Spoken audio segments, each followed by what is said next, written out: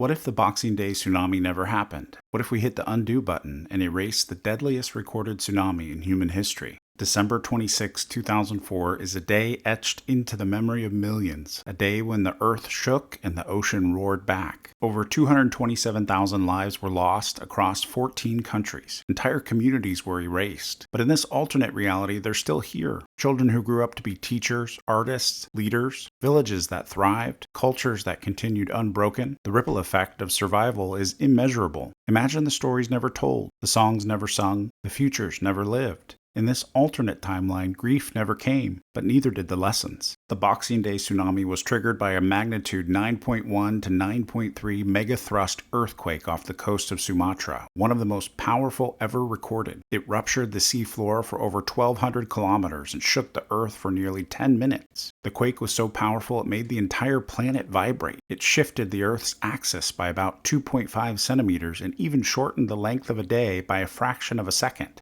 Seismic waves rippled around the globe multiple times, recorded on seismographs everywhere. But the most devastating waves weren't underground. They rose from the sea itself. The tsunami struck a total of 14 countries, traveling as far as East Africa. And in 2004, there was no tsunami warning system in the Indian Ocean. People had no idea what was coming. Some even walked toward the receding shoreline, unaware of the danger. Incredibly, reports suggest that many animals seemed to sense the disaster before humans. In several areas, elephants and other wildlife fled inland minutes before the waves hit. Very few wild animals were found dead afterward, suggesting that they detected vibrations or low-frequency sounds beyond human perception. And for the first time, the world watched a disaster unfold almost in real time. The Boxing Day tsunami became the first truly global natural disaster of the internet age. Amateur videos from Thailand and Sri Lanka spread online within hours, some becoming the most viewed clips of early internet history. It was a disaster that changed everything, and it led to the creation of the Indian Ocean Tsunami Warning and Mitigation System, which is part of a global network that now helps protect millions. Without it, vast populations would still be vulnerable. And those lessons carried forward. When the 2011 Tohoku earthquake struck Japan, warnings went out within minutes. Evacuation drills and signage, which were strengthened in the wake of 2004, they saved thousands because they knew to run. Without the wake-up call of 2004, Japan might have been far less prepared and the death toll could have been even higher. The Boxing Day tsunami exposed our vulnerability. It forced nations to build warning systems, rethink coastal development, and prepare for the worst. Globally, it sparked one of the largest humanitarian responses in history. Over $14 billion in aid and thousands of organizations mobilized. The disaster also revolutionized science. It helped advance oceanography, seismic monitoring, and disaster preparedness. Researchers studied how animals fled before the waves, how seismic waves circled the globe, and how to better predict the next one. Sometimes tragedy unites us. It forces innovation. It accelerates compassion. Without the tsunami, we lose not just lives, but momentum.